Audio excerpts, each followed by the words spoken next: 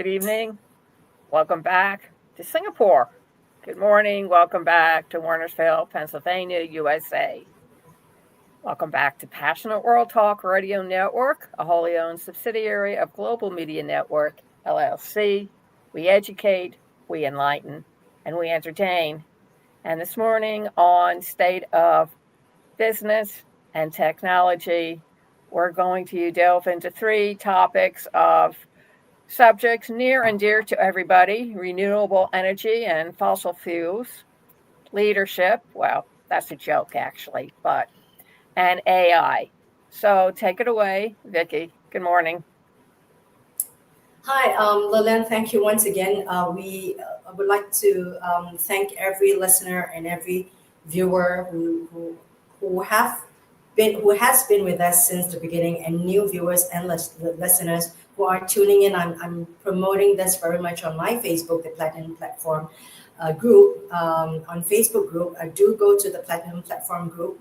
However, I would like to reiterate that if there's any voting, any comments, write to Lillian Cauldwell or write to below the number, or you can call us, give us your opinion and your comments about any of the programs here. And again, the caveat is we give our best in terms of a selection of the news, and we try to be independent and reflect the news that is being selected.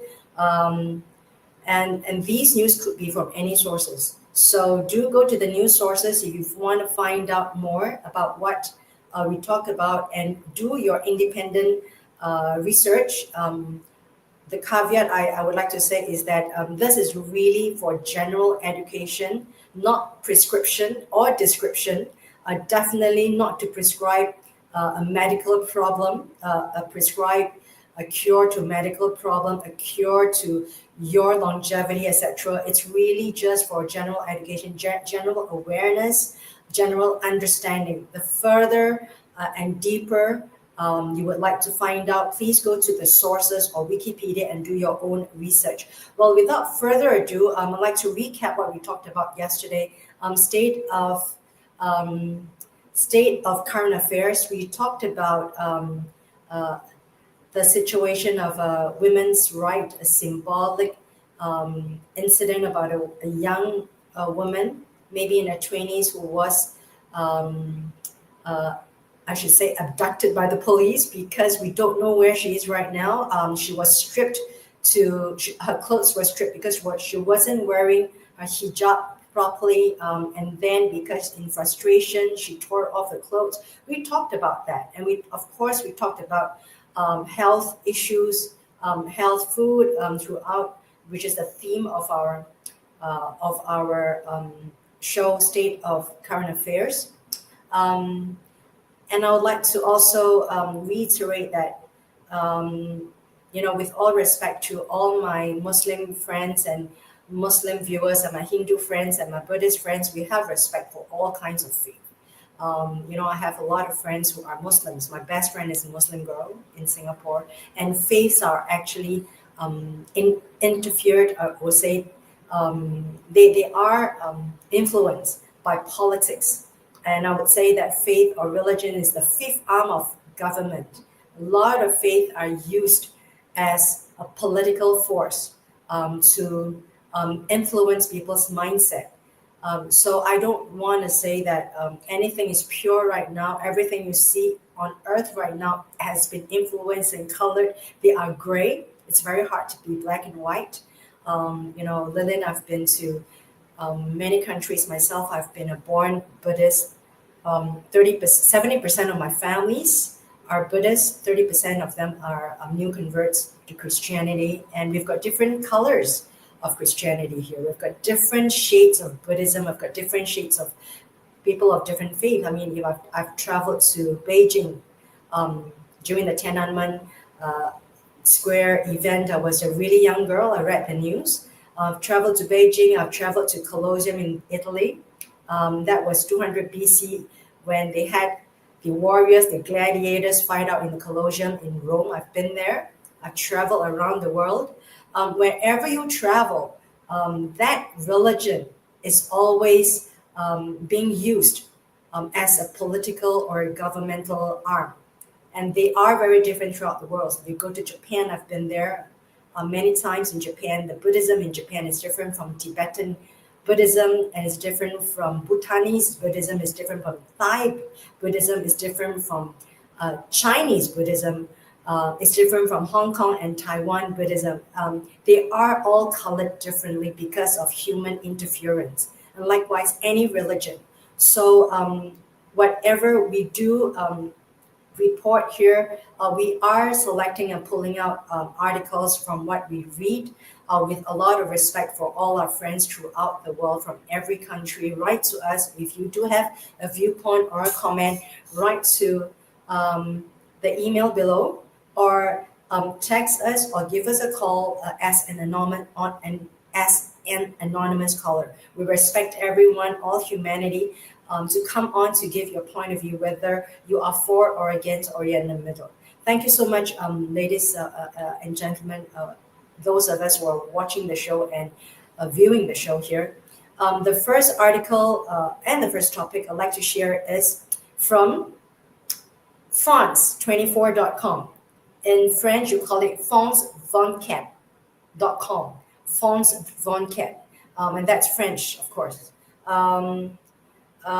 Here it says that the oil giant BP, British Petroleum, a huge investor in Singapore, of course, BP, oil giant BP is to significantly reduce investment in renewable energy for the rest of the decade. British oil giant BP is significantly reducing its investment in renewable energy for the rest of this decade, it said in a statement on Monday, noting it was instead entering into a joint venture with Japanese power company JERA to create one of the world's largest offshore wind businesses. So the article goes to say that BP is divesting away from general renewable energy. I mean, general renewable energies are things like solar panels. Singapore has new investment in solar panels. We've got very little wind energy, even though this is an island. I mean, in the tropical island, you have got lots of wind from every front. However, we've got very little space or land or even independent sea waters for us to independent huge wind farms. So BP has said that it is stopping. It's reducing its investment in general renewable energy. There's so many types of renewable energy. However, it is going into offshore wind business with JERA, the Japanese power company. The equally owned joint venture is set to advance the company's existing wind projects and create one of the world's largest global offshore wind businesses. And together, the joint venture will invest up to $5.8 billion by 2030. So it says that Japan and BP, British Petroleum, is joining forces to create a new joint venture in investing $5.8 billion in wind farms. And I think one of the biggest recipients will be in the USA. Wind farms in USA is going to be huge. I mean, wind energy needs a lot of space, which we don't have in Singapore. Singapore is trying to look at modular nuclear energy, but whereas modular nuclear energy, which is really small in paper and in theory, doesn't exist in any part of the world. And but Singapore is exploring modular nuclear energy, but again, it poses a lot of risk. Where do you dump the nuclear waste? So that's an article from BP. But the reason why I bring this up, particularly this is reported by France24.com. And we know that Europe is huge in renewable energy because of carbon trading, carbon footprint. In the past, they called it the Kyoto Protocol. Now they call it the Paris Accord. Where countries in the world will ascend to Paris, or they will ascend together, assembly every 2 years together to discuss the carbon emissions target every 2 years. And it says that 2023, last year, it has been just newly calculated that carbon emissions in general has gone down by 6%. And that is unprecedented in the upward accelerating curve of the growth of CO2 emissions footprint. So in 2023, that's a reduction of carbon emission by 6%. And it says that, of course, the new venture will become the source of BP business new model. And not only BP, a lot of energy that is actually revamping its energy model. They are divesting from fossil fuels, which we know that from time memorial until now, human has actually used fossil fuel from burning coal, burning of wood, from the forefathers, right? You burn the wood to get yourself warm, you burn to get fire to cook, you burn to get hot water. So fossils, what are fossils? Fossils are carbons. And what are carbons? Carbons are things that are dug deep in the earth, and throughout the centuries, everything will be reduced to carbon through pressurization throughout the years. So the whole world is made of carbon. Look at our air. Our air made up of oxygen, CO2, and also nitrogen. But a good part of it is CO2. And when you burn anything you burn, besides the byproducts of emissions of all the other gases that your material is made of, a good percentage of it is CO2, and that goes up into the sky. So why are oil and gas companies divesting from the traditional business? Because of climate change, but also because there is less and less fuel down deep under the ground for anyone to dig up.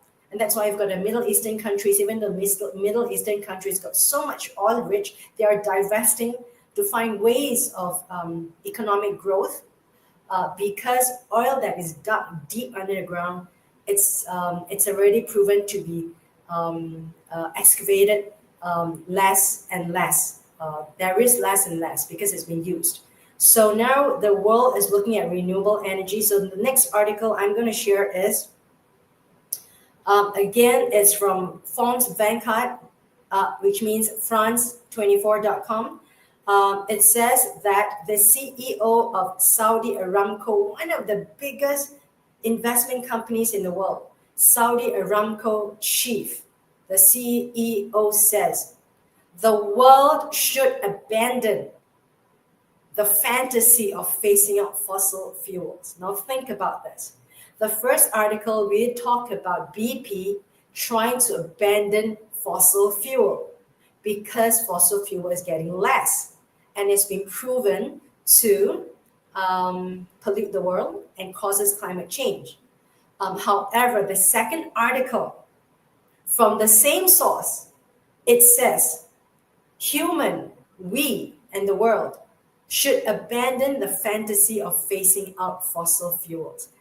Here, the CEO of and the president of Saudi Aramco, it says that in the real world, the current transition energy is failing on most fronts. And he says that in a conference in Houston. Fossil fuels account for 82% of global consumption.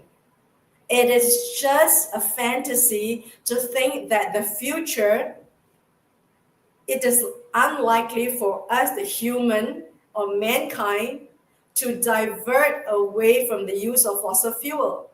So he's just trying to say that let's just be realistic and let's not be politically correct.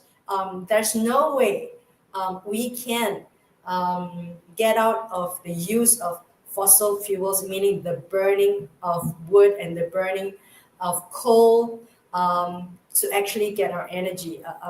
This is one of the things that we would like to talk about. Vote, ladies and gentlemen, vote below.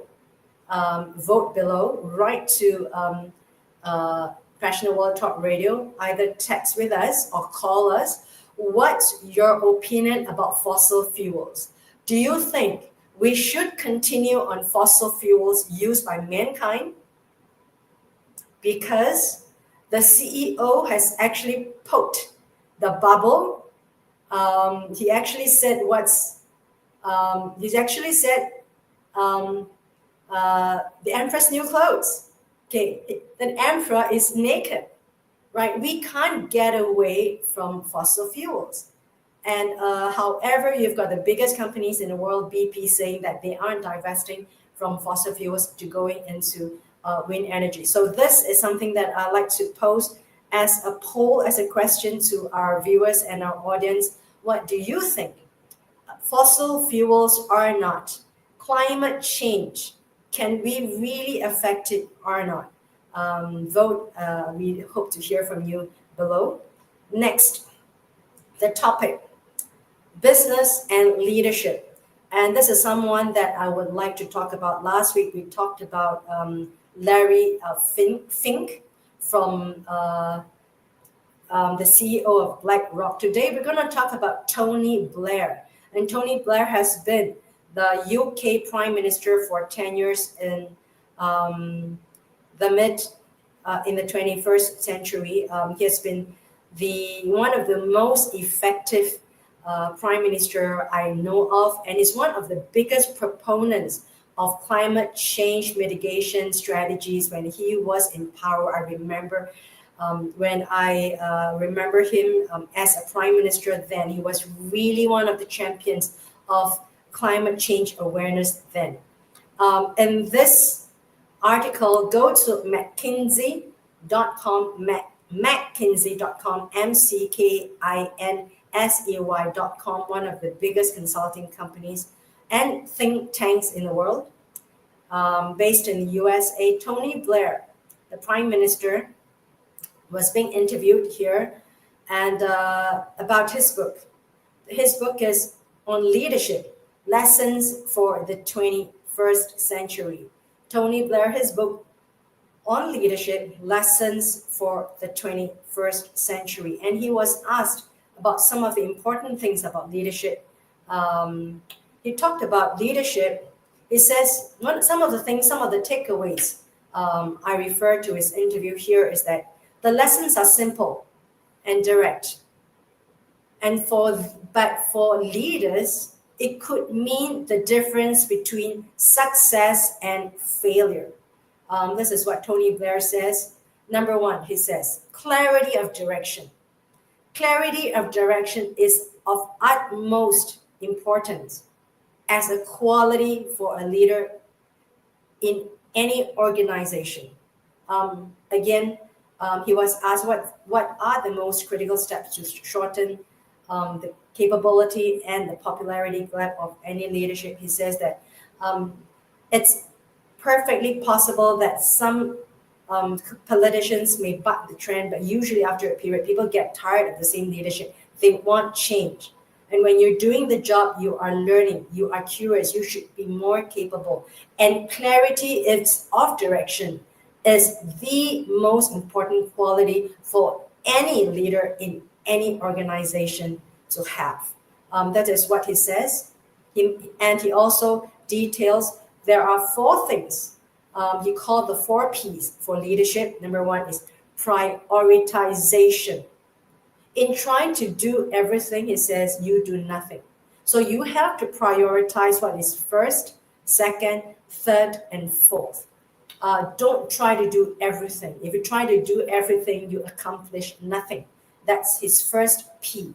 The second P is policy. It says that get good people around you, then you are most likely to succeed. And I totally agree on that. Get good people. Next, he says people, get good people. That's number 2, people. Number 3, it says policy. It says in the end, getting the right answer is most important. The policy and the implementation and getting the right outcome is most important. So 3 P's, there you have it. Prioritization, people, policy, and the 4th P you've got there, performance. And it says that performance management and implementation is often missing from politics. It means putting an idea into practice and tracking it so that you actually do what you said you would. So here again, he says that the first important element is clarity of direction by the leader, and in it there are four P's. The four P's are prioritization, people, policy, and performance.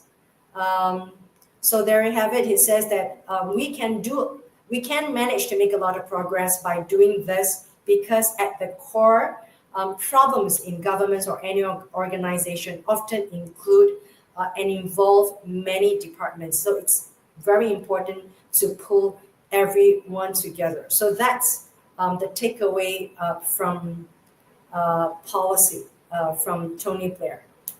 Uh, Next, I'll have to wrap this up very quickly about AI. We've got 3 minutes left. This is a case study. Again, go to mckinsey.com, mckinsey.com, mckinsey.com. It says capturing the generative AI opportunity for the Dutch labor market. So it is a case study by the Dutch government. And how do the Dutch government try to have the businesses embrace generative AI to increase automation, increase productivity, and to ease labor market tightness. And in this article, go to mckinsey.com. It talks about traditional automation solutions to increase productivity, such as document processing systems, etc., have been limited to very structured approaches. However, generative AI unlocks a new domain of automation and its ability to process unstructured data, such as natural language and images. Therefore, it broadens the spectrum of automation potential to more occupations, including knowledge work, customer service, etc. So I would recommend everyone to look at the Dutch government is trying to use generative AI to create new opportunities, new jobs, and new job structure and job description within their workforce. So there you have it, 22 minutes from me, Viki, Esther, to Lillian. And here we've got state of business and technology. Thank you so much, everyone, for tuning in. We'll see you tomorrow. We'll see you next week. Lillian, would you like to wrap up? Certainly. I want to thank everybody for joining us this morning. I don't know what the weather is going on in Singapore, but it's been raining constantly with high 50-mile-an-hour winds all night. And I have to say, I'd rather have the rain than the snow, so I'm not complaining too loudly. I want to remind everybody that this show, these 3 podcasts that Viki and I produce and put out Monday, Tuesday, Wednesday, they are for you.